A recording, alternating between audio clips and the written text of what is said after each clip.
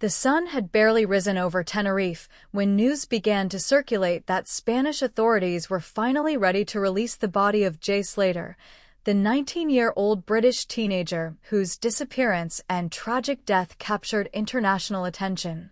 Weeks of speculation, heartache, and procedural hurdles have led to this solemn moment. Police have confirmed the cause of death and cleared the way for his grieving family to begin funeral preparations back home in the UK. For Jay's loved ones, this development brings a bittersweet form of closure. On one hand, the end of the official investigation allows them to finally bring him home. On the other, it forces them to confront the reality that the smiling boy they sent on holiday with his friends will return only in a coffin. Please subscribe to my YouTube channel. Confirmation at last. Authorities in Tenerife confirmed on Friday that the autopsy and toxicology reports, which had been the subject of much speculation and delay, were complete. According to police sources, the official cause of death was consistent with traumatic injuries sustained from a fall, ending weeks of speculation that foul play might have been involved. The ravine where Jay's body was discovered had already been described by search experts as a death trap, with steep drops, unstable rocks, and no clear pathways. That treacherous terrain, combined with extreme heat and lack of supplies, made survival impossible. Police emphasized there was no evidence of third-party involvement, though the family has not stopped pressing for complete transparency. For them, the cause of death confirmation is not a neat conclusion, but rather a necessary formality before they can finally bring Jay home. A family's long wait. The Slater family has endured an agonizing summer. Since the morning Jay was reported missing, they have been living through alternating waves of hope, despair, and disbelief. His mother, Debbie Duncan, became a public face of resilience and sorrow, tirelessly pleading for information and fighting for her son's return. "It's been the hardest thing any family can go through," one family friend said. "You want answers, you want truth, but at the end of the day, what you want most is to hold your child again." Now they can, though in the saddest way possible. For weeks, Debbie remained in Tenerife, refusing to leave the island without her son. Now, with the release approved, she is working with consular officials to arrange the repatriation. The bureaucratic struggle. Behind the scenes, the process has been anything but straightforward. Spanish procedures in cases of sudden death are notoriously slow, particularly when there is international attention. Every step, from the recovery of Jay's body to the autopsy, toxicology, and final clearance, required multiple layers of authorization. For the Slater family, already exhausted from grief, the delays compounded the trauma.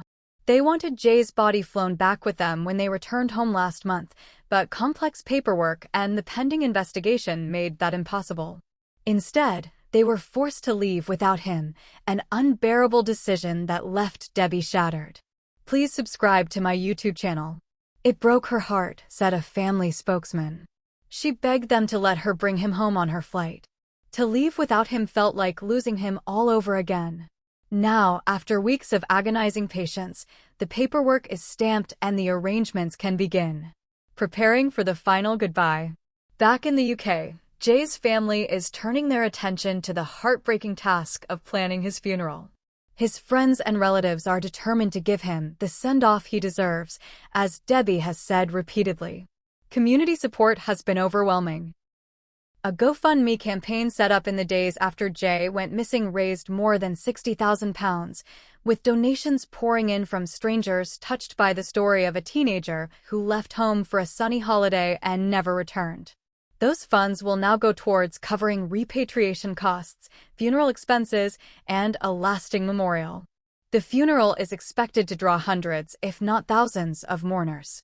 Jay's hometown has been preparing for weeks, with local football clubs, schools, and community groups all promising to attend.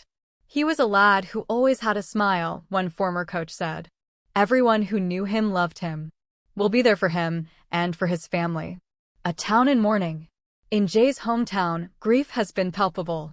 His disappearance dominated conversation in pubs, schools, and workplaces. Posters with his face were taped to shop windows. Candlelight vigils were held in his honor. For the community, his death feels deeply personal. "We all prayed he'd be found alive," said a family friend. "Now we have to rally together to support his mom and give him the farewell he deserves." Local churches have offered space for memorial services. Musicians who knew Jay have volunteered to perform. Friends are preparing photo boards and tributes. The funeral will not only be a moment of mourning, but also of celebration, a reminder of the young man's energy, humor, and kindness. The human side of tragedy. While police statements and autopsy reports provide a clinical version of events, the human side of the story is far more raw. Jay was not just a case file. He was a son, a brother, a friend, and a teammate. His last days alive have been dissected endlessly by the media, but his family wants people to remember more than the tragedy. They want people to remember his love of football, his loyalty to his mates, his laughter. "He wasn't perfect," one cousin said, "but he was ours. And we loved him." Please subscribe to my YouTube channel, Unanswered Questions. Even with the cause of death confirmed, some questions remain unanswered and may never be answered fully. Why did Jay venture into such dangerous terrain? Was he trying to find his way home? Was there any chance of rescue if circumstances had been different? Conspiracy theories have circulated online, some cruelly targeting the family. Debbie has had to endure trolls suggesting her son's death was staged or that more sinister forces were involved. Police have strongly rejected such claims, but the damage to the family has been painful. Now, as the case moves toward its quiet conclusion, the Slaters hope those voices will fade and allow them to grieve in peace. Looking ahead, the release of Jay's body does not end the story, but it does mark a turning point. For his family, the focus now shifts from unanswered questions to remembrance. The funeral will be the moment when private grief becomes public mourning and when a community can finally say goodbye. Debbie has said she wants her son's funeral to reflect who he was: full of life, full of laughter. Friends are planning a procession with football scarves and balloons. His favorite songs will play.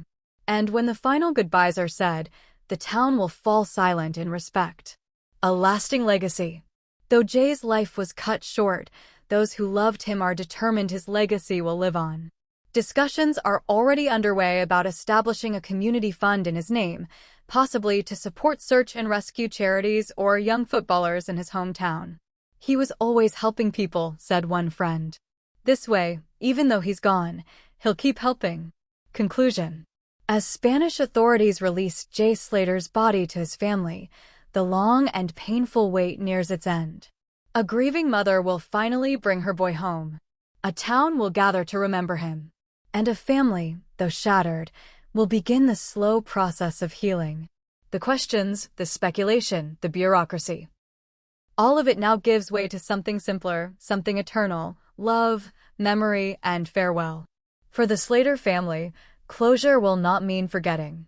It will mean carrying Jay's spirit forward, keeping his laughter alive in stories, photos, and cherished memories. And as they prepare to lay him to rest, one truth remains: he was deeply loved, and he will never be forgotten. Subscribe the channel to get such videos.